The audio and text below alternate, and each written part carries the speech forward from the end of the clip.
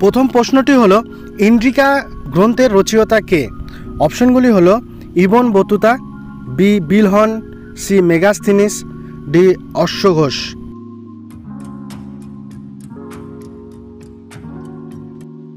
উত্তরটি হবে সি মেগাস্থিনিস।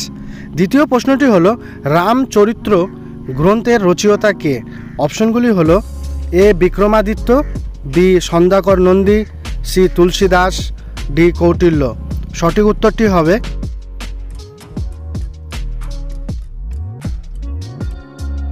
হবে সন্ধ্যাকর নন্দী। তৃতীয় প্রশ্নটি হলো বিক্রমাচরিত্র কে রচনা করেন? অপশনগুলি হলো A Banabhatta, B Plutarch, C Pliny, D Bilhana. সঠিক উত্তরটি হবে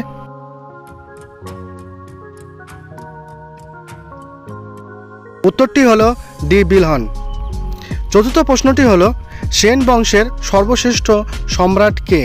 অপশনগুলি হলো এ লক্ষণ সেন, বি বিজয় সেন, সি হেমন্ত সেন, ডি কেউ নন। সঠিক উত্তরটি হবে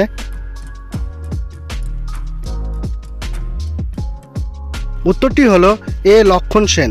আজকের শেষ প্রশ্নটি হলো ভারতবর্ষের হিন্দু স্থান নামকরণ করেছিলেন কারা? অপশনগুলি হলো এ হুনরা, বি সিন্ধুরা, সি পার্সিকরা, ডি মিশরীয়রা।